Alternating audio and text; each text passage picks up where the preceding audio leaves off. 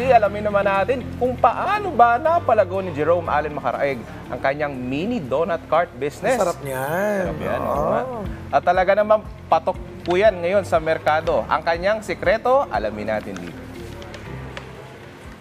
Tuwing may event, madalas na nakikita natin ang sari-saring carts na nakikater ng pagkain o inumin para sa mga guests.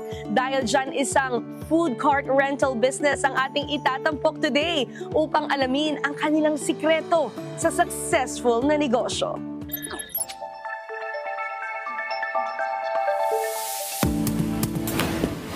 Pag-usapan natin, Jerome, no? Kasi ikaw ay believer ng franchising business. Ano bang advantage ng franchising? Maganda kasi sa franchising business. Sa habang nag-franchise na ako ng business, so ginawa ko siyang for rent.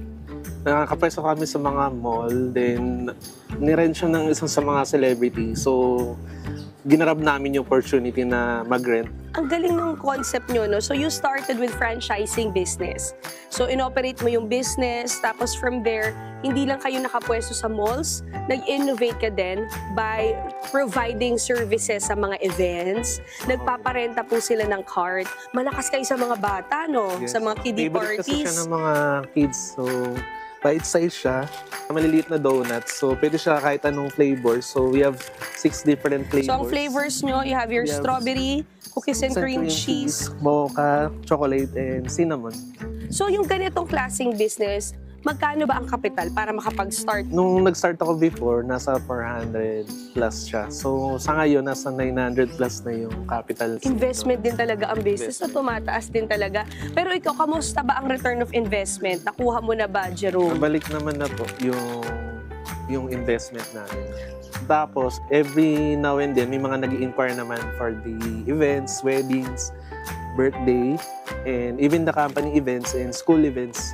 So, pwede rin siya for giveaways.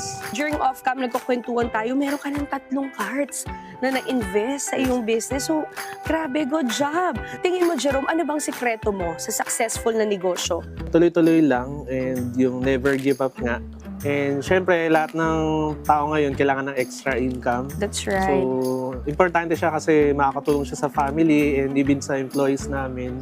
So, marami siyang natutulong. Tsaka maganda kasi dito, live cooking siya. So, yun yung gusto ng mga clients namin. Live siyang niluluto sa events. In a day, Jerome, how many events can you cater?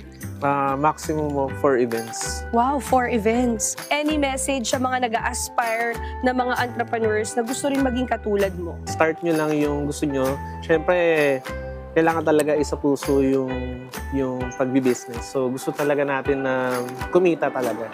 And syempre, kailangan talaga yung passion mo kasi syempre, paborito namin siya.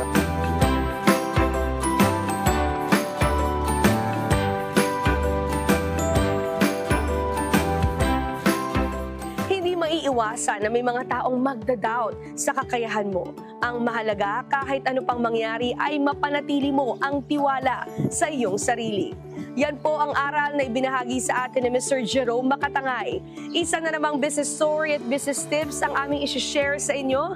Kaya naman, tara, negosyo tayo!